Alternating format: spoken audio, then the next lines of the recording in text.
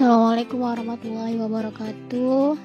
Di sini saya ingin membahas terlebih dahulu PR ya, atau uji pemahaman buat teman-teman yang udah nyimak materi tentang menyetarakan persamaan reaksi. Di akhir video saya berikan uji pemahaman buat teman-teman semua.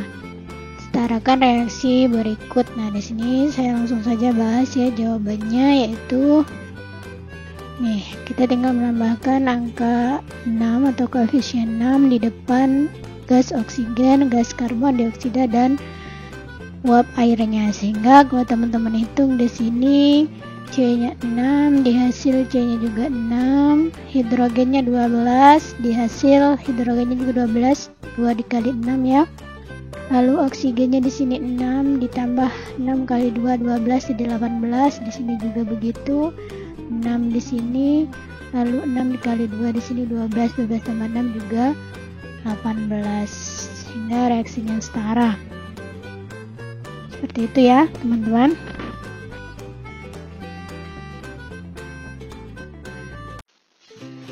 Oke, bismillahirrahmanirrahim. Assalamualaikum warahmatullahi wabarakatuh.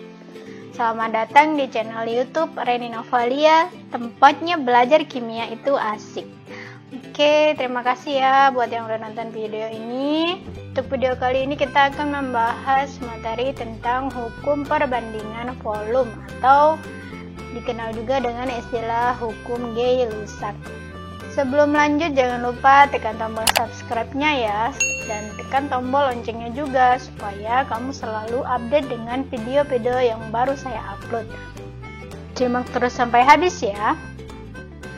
Oke, bunyi hukum Gay-Lussac adalah pada temperatur dan tekanan yang sama, perbandingan volume gas-gas yang bereaksi dan gas hasil reaksi merupakan bilangan bulat dan sederhana.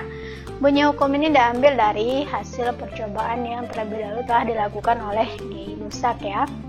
Hukum ini hanya berlaku untuk reaksi-reaksi gas yang susunan molekulnya sederhana. Berdasarkan hukum Gay-Lussac, kita dapat menghitung volume gas pada suatu reaksi jika volume salah satu gas diketahui. Oke, untuk lebih jelasnya kita langsung saja ke soal dan pembahasan. 2 liter gas propana C3H8 bereaksi dengan gas oksigen menghasilkan karbon dioksida dan uap air. Oke, di sini clue-nya adalah gas propana C3H8 bereaksi dengan gas oksigen. Gas oksigen itu O2 ya. Dan diketahui di sini volume dari gas propananya adalah 2 liter. Yang ditanyakan, berapakah volume gas O2 yang diperlukan untuk bereaksi dengan 2 liter gas propana? Berapa volume gas CO2 yang dihasilkan dan berapa volume uap air yang dihasilkan? Untuk bisa menjawab pertanyaan tersebut, terlebih dahulu kita harus menuliskan persamaan reaksinya. Tentunya persamaan reaksi setara ya. Nah, oleh sebab itu teman-teman harus menguasai terlebih dahulu materi tentang menyetarakan persamaan reaksi kimia. Sudah kita bahas di video sebelumnya ya. Buat kamu yang belum menyimak, boleh tekan notifikasi di atas ya. Jadi teman-teman bisa langsung terhubung ke video materi tentang menyetarakan persamaan reaksi kimia. Oke, kita lanjut ya. Nah, dari soal di atas kita bisa menuliskan persamaan reaksi setaranya, yaitu C3H8 propana plus 5O2 menghasilkan 3 gas karbon dioksida dan 4 molekul air. Perbandingan volumenya kita bisa lihat ya di sini, yang tidak ada angka di depannya, maka volume perbandingan volume C3H8 banding gas oksigen banding gas karbon dioksida banding uap air adalah 1 ya. Dari sini ya satunya, karena tidak ada koefisien berarti 1 banding 5 banding 3 banding 4. Nah, perbandingan inilah yang akan kita gunakan untuk mencari volume gas oksigen yang diperlukan, volume gas karbon dioksida yang dihasilkan, dan volume uap air yang dihasilkan. Oke, yang pertama volume gas O2 yang diperlukan. Dari persamaan reaksi setara tadi kita peroleh perbandingan volume C3H8 dan gas oksigen adalah 1:5. Diketahui volume C3H8 adalah 2 liter ya di soal tadi. Dan yang ditanyakan volume O2 sama dengan perbandingannya 1:5. Nah, perbandingan ini atau tanda bagi ini bisa kita ubah menjadi per seperti ini ya. Artinya sama ya, titik 2 dan per pembagi. Sehingga kalau kita ubah menjadi 2 liter per volume O2 sama dengan 1/5. Nah, kalau udah seperti ini baru kita kalikan silang. Sehingga volume O2 dikali 1, maka dia tetap volume O2. Jadi kalau nanti teman-teman ketemu di sini kebetulan 2, satu ini 2, maka dia jadinya 2 kali volume O2 ya. Hasilnya nanti akhirnya harus dibagi lagi. Jadi kalau di sini 2 volume O2 sama dengan 10 liter, maka volume O2 adalah 10 dibagi 2. Begitupun kalau dia 3, 4 dan seterusnya. Di sini kebetulan saya contohkan 1. Jadi volume O2 dikali 1 ya, volume O2 tetap ya. Sama dengan 2 liter kali 5. Sehingga volume O2 adalah 2 kali 5, 10 liter. Seperti itu ya.